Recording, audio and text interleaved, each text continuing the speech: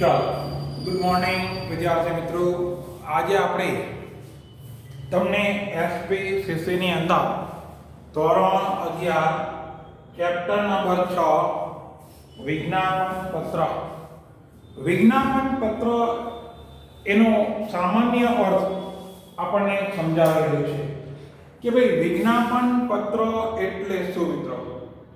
એટલે કે કોઈ પણ કંપની હોય એ જ્યારે પોતે શેર અથવા તો ડિબેન્ચર બહાર પાડે, કંપની જ્યારે પોતાના શેર અથવા ડિબેન્ચર બહાર પાડે ત્યારે સમાજના લોકો છે એને શેર અથવા ડિબેન્ચર ખરીદવાનું આમંત્રણ આપે છે. કે સમાજના લોકોને શેર કે ડિબેન્ચર ખરીદવાનું આમંત્રણ કઈ રીતે આપવું? તો એના માટે જાહેર કંપની હોય મિત્રો એ વિજ્ઞાપન પત્ર બહાર પાડે. તો વિજ્ઞાપન પત્ર એટલે કે કંપનીની જામીનગીરી ખરીદવા માટે સમાજના લોકોને કાયદેસર રીતે આમંત્રણ આપવામાં આવતો દસ્તાવેજ. કે આ જે રીતે આપણે કોઈ પણ ઘરે સારો પ્રસંગ હોય તો આપણે લોકોને ઇન્વિટેશન આપીએ કે ભાઈ આ તારીખે અમારા ઘરે શુભ પ્રસંગ છે, તો નિર્ધારિત સમયે તમે સપરિવાર આવી જજો. તો એ રીતે આપણે કંપની હોય એ જ્યારે પોતાના શેર અથવા તો ડિબેન્ચર બહાર પાડે તો એ શેર કે ડિબેન્ચર ખરીદવા માટે સમાજના લોકોને, જાહેર જનતાને તમારે આમંત્રણ આપવું પડે. અને આ આમંત્રણ આપવા માટે જે લેખિત સ્વરૂપમાં તમે જે દસ્તાવેજ તૈયાર કરો છો, તો આ લેખિત સ્વરૂપના દસ્તાવેજ છે મિત્રો, એને વિજ્ઞાપન પત્ર તરીકે ઓળખવામાં આવે. હવે આજે આપણો પ્રશ્ન એવો છે કે વિજ્ઞાપન પત્ર બહાર પાડવા અંગે કંપની ધારાની જોગવાઈઓ. વિજ્ઞાપન પત્ર આપણે બહાર પાડવું છે, તો આ વિજ્ઞાપન પત્ર બહાર પાડવા માટે કંપની ધારાની અંદર કઈ કઈ જોગવાઈઓ છે મિત્રો ખાસ ધ્યાન રાખજો. વિજ્ઞાપન પત્ર બહાર પાડવા માટે 1956 ની અંદર કંપની ધારો, આપણો કંપની ધારો છે 1956, અને એની અંદર સુધારો થયો છે, નવો કંપની ધારો આવ્યો છે 2013. તો 1956 અને 2013 ના કંપની ધારાની જોગવાઈ મુજબ જ્યારે કોઈ પણ કંપની વિજ્ઞાપન પત્ર બહાર પાડે ત્યારે અમુક નિયમો કે અમુક એના જોગવાઈ છે એનું આપણે પાલન કરવું પડે. તો વિજ્ઞાપન પત્ર બહાર પાડતી વખતે કંપની ધારાની જોગવાઈઓ, આ જોગવાઈઓ 2013 અને 1956 એના કાયદાની જોગવાઈ છે એ આપણને લાગુ પડે છે.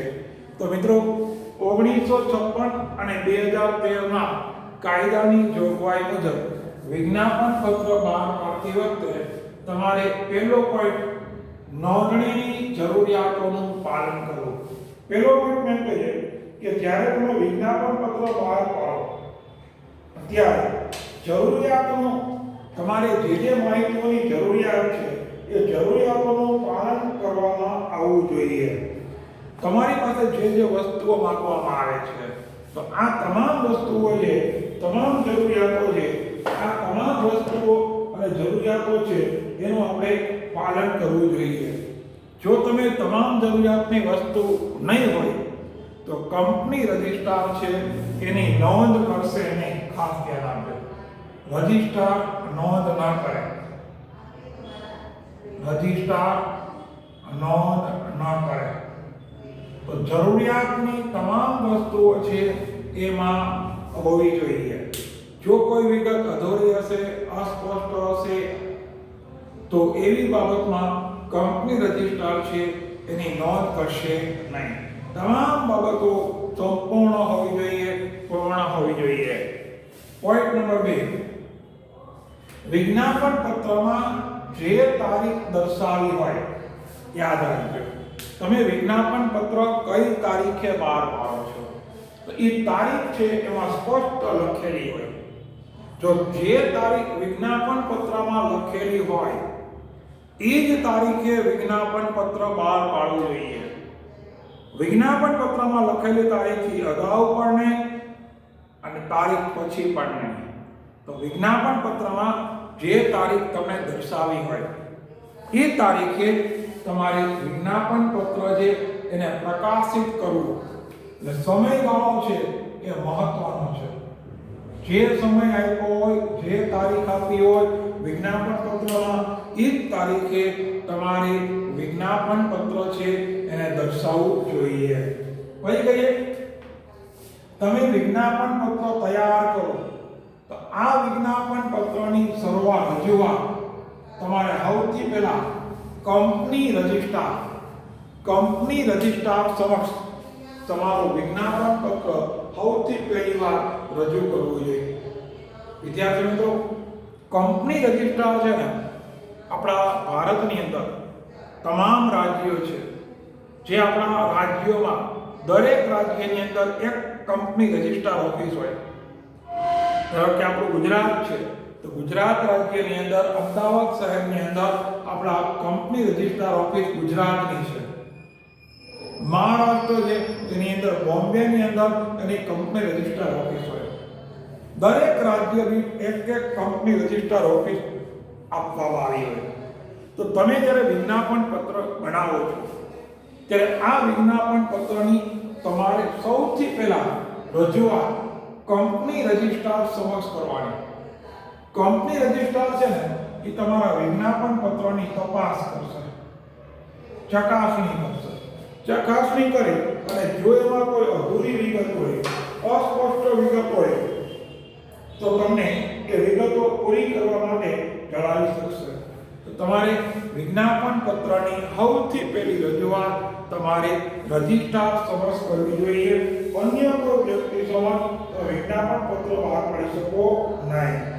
એના પછી કહીએ હવે તમે રજિસ્ટ્રાર સમક્ષ રજૂઆત કરી તો રજિસ્ટ્રારની સહી એ ફરજિયાત છે. તમારા વિજ્ઞાપન પત્રની અંદર તમે જે વિગતો દર્શાવો છો, વિજ્ઞાપન પત્રમાં તમે જે માહિતીઓનો ઉલ્લેખ કરો છો, આ બધી વિગતો કાયદેસર છે અને નિયમ મુજબ છે એવું દર્શાવવા માટે તમારે કંપની રજિસ્ટ્રાર છે એનો અભ્યાસ કરો. તમારા વિજ્ઞાપન પત્રની વિગતનો કંપની રજિસ્ટ્રાર છે એ અભ્યાસ કરે અને જો બધી વિગતો બરાબર હોય, યોગ્ય હોય, સાચી હોય તો કંપની રજિસ્ટર છે એને સહમતિ આપે અને એ સહમતિ આપે અને કંપની રજિસ્ટર છે ને એમાં સહી કરે અને સહી કરે એટલે પછી એ કાયદેસર બને. એની કાયદેસરતા કંપની રજિસ્ટરના સહી સિક્કા થાય. તમારા વિજ્ઞાપન પત્રનો કંપની રજિસ્ટર છે મિત્રો એ અભ્યાસ કરશે, અભ્યાસ કરી એમાં પોતે સહી કરશે પછી એ તમારું રજિસ્ટર છે, વિજ્ઞાપન પત્ર છે એ લીગલી બનશે. તો આ રીતે વિજ્ઞાપન પત્રની અંદર કંપની રજિસ્ટર છે એની સહી છે એ અનિવાર્ય છે. પછી કહીએ વિજ્ઞાપન પત્રની માહિતી દર્શાવતું પત્ર રજિસ્ટરને આપવું. હવે તમારા વિજ્ઞાપન પત્રની અંદર તમે જે માહિતીઓ આપો છો, આપ જાણો છો વિજ્ઞાપન પત્રમાં કંપનીનું નામ, કંપનીનું સરનામું, કંપની કયા ભાવે શેર કે ડિબેન્ચર બહાર પાડે છે, કંપનીના જોખમકારક પરિબળો, કંપની કેટલા શેર આપવા માંગે છે, આવી નાની તમામ માહિતીઓ તમે વિજ્ઞાપન પત્રમાં આપેલી હોય. આ માહિતી પત્રક વિજ્ઞાપન પત્રની માહિતી દર્શાવતું એક અલગ પત્રક અથવા તો વિજ્ઞાપન પત્રની એક નકલ તમારે કંપની રજિસ્ટરને આપવી પડે જેથી તે લોકો એનો વિગતવાર અભ્યાસ કરી શકે. તો તમારું વિજ્ઞાપન પત્રની અંદર જે માહિતી હોય, એક નાનામાં નાની માહિતી, સૂક્ષ્મ માહિતી, આ માહિતી તમારે કંપની રજિસ્ટર છે એને આપવી પડે. જો કંપની રજિસ્ટર દ્વારા માંગણી કરવામાં આવી કે આ માહિતી દર્શાવતું પત્રક આપો, માહિતી પત્રક, વિજ્ઞાપન પત્રની માહિતી દર્શાવતું પત્રક, જો કંપની રજિસ્ટ્રાર સમક્ષ તમને એવું કહેવામાં આવે કે ભાઈ વિજ્ઞાપન પત્રની માહિતી દર્શાવતું પત્રક તમે રજૂ કરો, તો તમારે આ માહિતી પત્રક કે જેમાં તમારા વિજ્ઞાપન પત્રને લગતી તમામ બાબતો આપવામાં આવી હોય, તો આ માહિતી રજૂ કરતું પત્રક તમારે કંપની રજિસ્ટરને આપવું પડે, જેથી કરીને કંપની રજિસ્ટર છે એની દરેક માહિતી હોય એની ચોકસાઈ કરે, ચકાસણી કરે, ખાતરી કરે તમારી માહિતી છે એ સાચી છે કે નહીં, અને ત્યારબાદ પોતે એને મંજૂર કરવું કે ન કરવું એનો નિર્ણય લે છે. ઓકે, બરાબર છે. ચાલો એના પછીનો પોઈન્ટ, લેખિત સહમતિ. કંપની રજિસ્ટ્રાર છે, લેખિત સહમતિ કોણ આપવી જોઈએ? Company registrar. જે કંપનીનો રજિસ્ટ્રાર છે એ જ્યારે તમે વિજ્ઞાપન પત્રને રજૂ કરો છો, તો વિજ્ઞાપન પત્ર જ્યારે રજૂ કરો ત્યારે એ વિજ્ઞાપન પત્રમાં તમે લોકોએ જે કંઈ સંચાલકોની લેખિત સંમતિ અનિવાર્ય છે. તમારી કંપનીમાં કયા લોકો સંચાલક તરીકે કામ કરવા માંગે છે, કંપનીમાં સંચાલકો તરીકે કઈ વ્યક્તિ કામ કરવા માંગે છે, તો આ દરેક વ્યક્તિઓની લેખિત કબૂલાત સંચાલકો પોતે પોતાની સ્વેચ્છાએ કોઈ પણ જાતના દબાણ વગર રાજી ખુશીથી કંપનીમાં કામ કરવા તૈયાર છે એવું એને લેખિત કબૂલાત અને આપવી પડે. કારણ કે ઘણી વખત એવું બને કે ભવિષ્યમાં કંપનીમાં કોઈ નુકસાન થાય, સંચાલકો એમ કે ભાઈ અમે તો આમાં કામ કરવા સહમત હતા જ નહીં. મૌખિક સંમતિનું કોઈ ઇમ્પોર્ટન્ટ નથી. તમારી સહમતિ કેવી હોવી જોઈએ? લેખિત. લેખિત સ્વરૂપમાં સંચાલકોએ સહમતિ આપવી પડે. તો સંચાલકો જે મિત્રો એ લેખિત સ્વરૂપમાં સહમતિ આપે એટલે કાયદેસર છે, એને ગણવામાં આવે છે. પછી કહીએ નિષ્ણાત વ્યક્તિઓનું નિવેદન. તમારા કંપનીની અંદર તે તજજ્ઞ વ્યક્તિ હોય, જે તે ક્ષેત્રના હોશિયાર, અનુભવી, નિષ્ણાત વ્યક્તિ હોય, તો આવા નિષ્ણાત વ્યક્તિઓને એક લેખિત નિવેદન આપવું પડે. નિષ્ણાત વ્યક્તિએ કેવું નિવેદન આપવું પડે કે આ કંપનીમાં અમારું કોઈ અંગત હિત નથી. તો યાદ રાખજો, આને કબૂલાત કે કબૂલાત કરવી પડે કે જે કંઈ હોશિયાર કે નિષ્ણાત વ્યક્તિ હોય, તજજ્ઞ વ્યક્તિ હોય કે જે તમને કંપની વિશેનો રેફરન્સ આપે છે, કંપની કેવી છે, કંપનીની અંદર કાયદાની જોગવાઈનું પાલન કરવામાં આવ્યું છે કે નહીં, આવા જે લોકો નિષ્ણાત વ્યક્તિઓ અભિપ્રાય આપે, તો એ અભિપ્રાયની આરે નિષ્ણાત વ્યક્તિએ એવું લેખિત નિવેદન આપવું પડે કે આ કંપનીની અંદર અમારે કોઈ અમારો અંગત સ્વાર્થ નથી. કારણ કે ઘણી વખત એવું બને કે જો આવું નિવેદન ન આપે તો કંપની આરે તમારું અંગત હિત હોય, તમારો સ્વાર્થ હોય, તો તમે કંપનીની તટસ્થતાપૂર્વક તપાસ કરી શકો નહીં. ન્યુટ્રલ રીતે તમારે જે તપાસ કરવી હોય એ તપાસ ન થાય. તમે તમારા રાગ દ્વેષ, તમારા સ્વાર્થ માટે ખરાબ કંપની હોય તો એને સારી કંપનીનું પ્રમાણપત્ર આપી દે, અથવા ઘણી વખત સારી કંપની હોય અને તમને એમાં કોઈ ફાયદો ન થતો હોય તો તમે એને સારી કંપની હોવા છતાં એને સારી કંપનીનું પ્રમાણપત્ર ન આપો.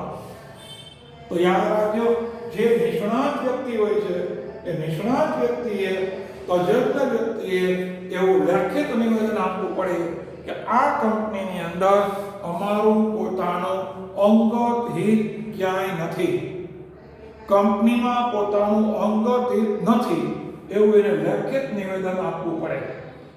ઓકે, ચાલો એના પછી કહીએ વિજ્ઞાપન પત્રની નકલ રજિસ્ટરને આપવી.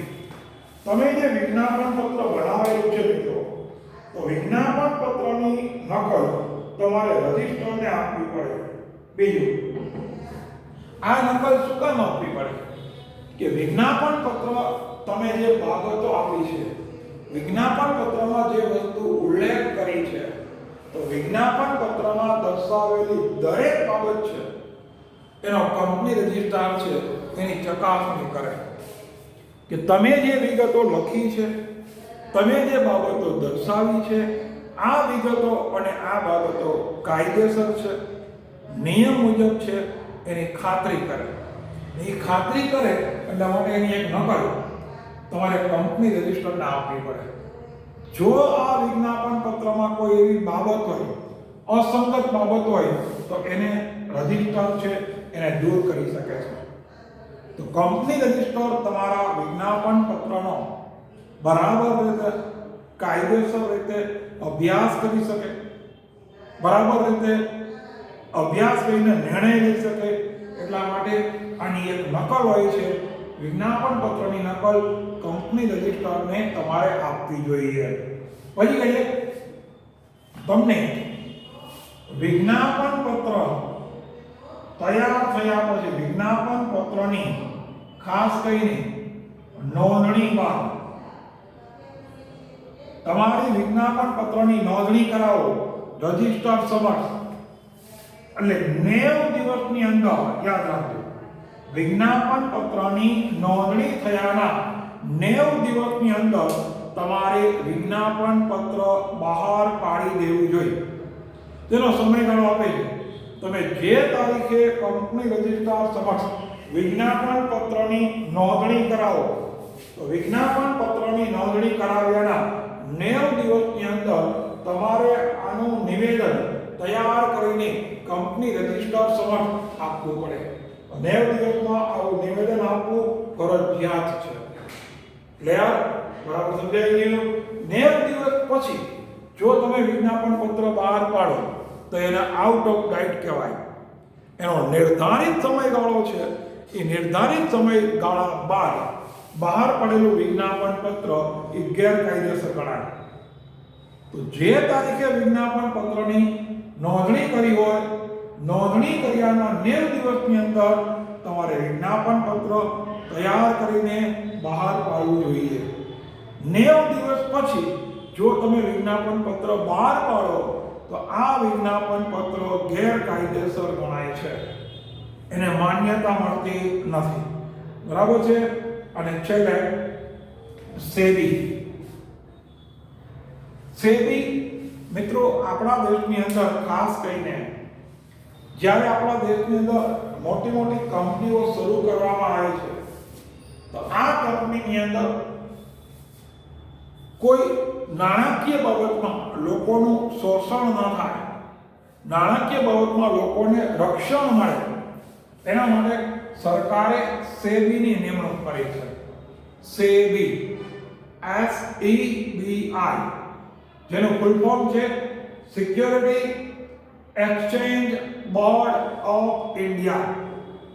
કે આપણા ભારતની અંદર સમગ્ર ઇન્ડિયામાં જે કંપનીઓ શરૂ થાય તો આ કંપનીની નાણાકીય બાબત છે,